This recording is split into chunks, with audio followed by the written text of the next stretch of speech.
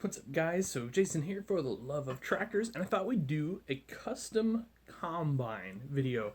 Now this is just to give you some ideas. Now customizing a combine is pretty straightforward actually, and so I can kind of give you some tips here along the way, but in general it's very easy to do because there are so many really great kits for custom combines out there these days.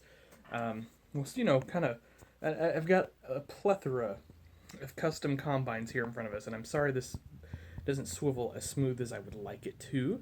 Now, this guy here is not actually custom, it's authentic, but I was going to use it for some comparison purposes.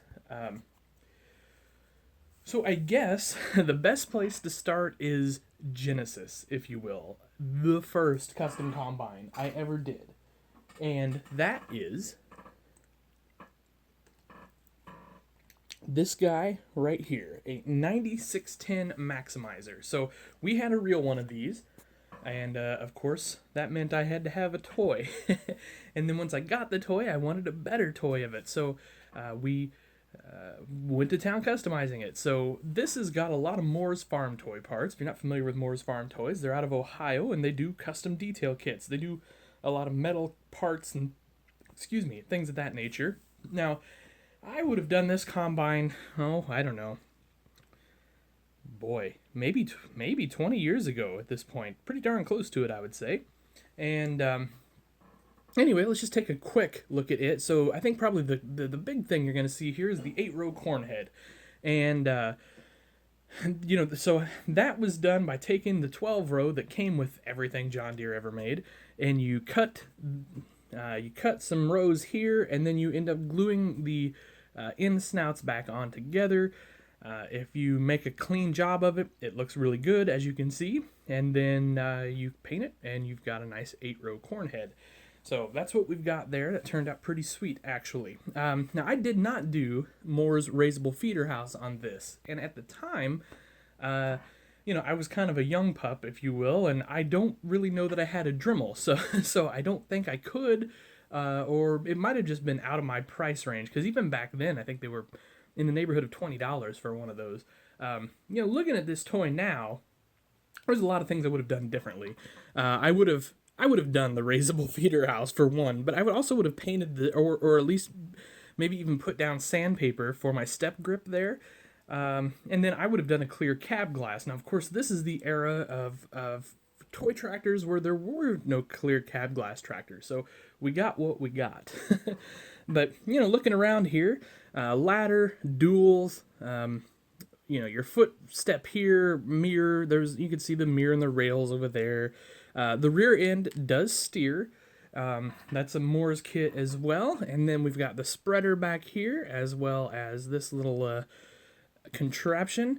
Now, I did detail paint the spout here, and we added a whopper hopper on there, if you will, bin extension, and we've got some ladders back here. So flashers there, but other than that, there's a lot that could have been done to this combine. I could have filled all these seams in. That would have been smart.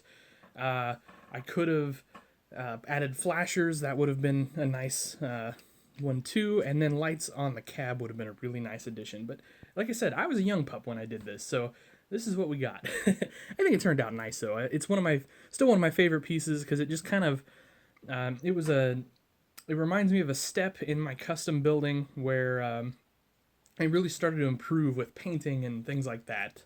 So, all right, I'm gonna set that off to the side. So, similar to that era. Oh no, something. Oh, it was right here that just fell off. Okay, well, that's fixable. Gosh darn. I did a custom New Holland TR97. Now, these are pricey these days, so customizing one of these is going to be a pricey thing. So it's got the swivel axle and all that good stuff. Obviously, you can see the duals. This does have the Moore's raisable feeder house on it. Just the standard New Holland header there, and the bin extension, as well as the auger inside.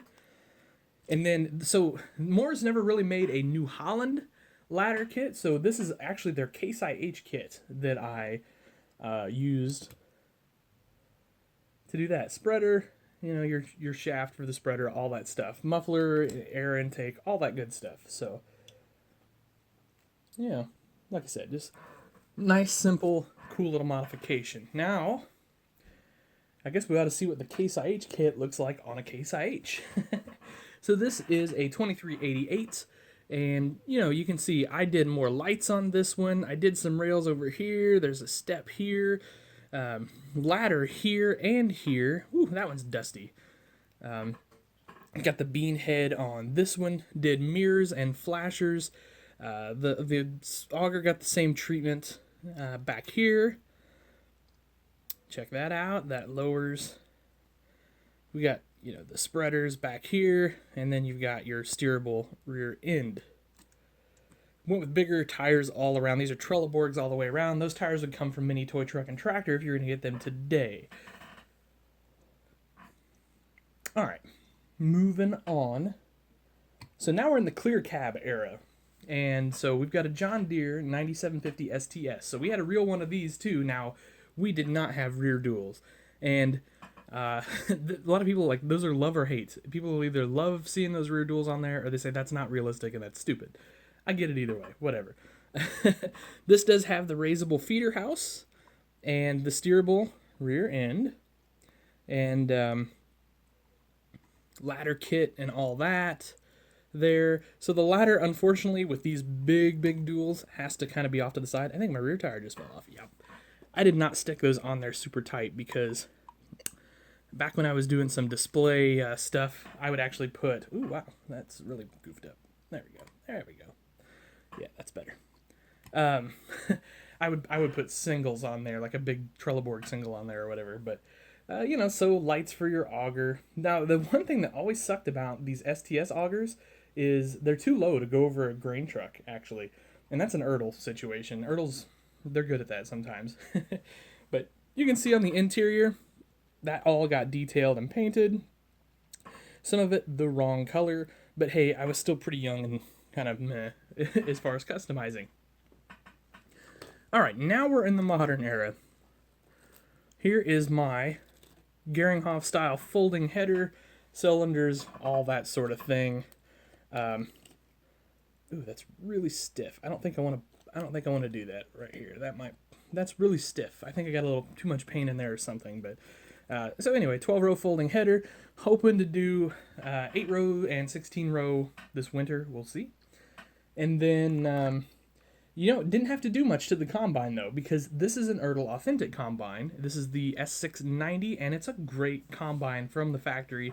If I were going to customize these, I think I would do some painting because you can see it looks awfully plasticky. And then for some reason, my fire extinguisher is green. So I don't know, whatever, Ertl. But it's just the way it goes. And I did add a bin extension to this. That I got off Shapeways. I believe Adam Frericks is making those. So, just real simple. Like the thing is, and here's where we've stepped up some detail over the years from Ertl. That opens up and everything. So, that's a super cool combine. There's still room for customization for sure, but we've come a really long way. And then, so this is currently what's on my farm, 7088, and there's no customization on this whatsoever, although I have considered painting this auger, because it just doesn't match everything else as far as color goes. You can tell it's obviously plastic, so... Anyway, I guess that's a quick, almost 9-minute look at some custom farm toys, some custom combines. I know that was quick. I didn't go through each one real detail there, but I just kind of wanted to show you guys what you can do with custom combines, because I get a lot of questions about that sort of thing. So that's kind of what's out there, what's available, what you need to do. Any questions, leave them below. Thanks for watching. Have a great night. Happy tractor.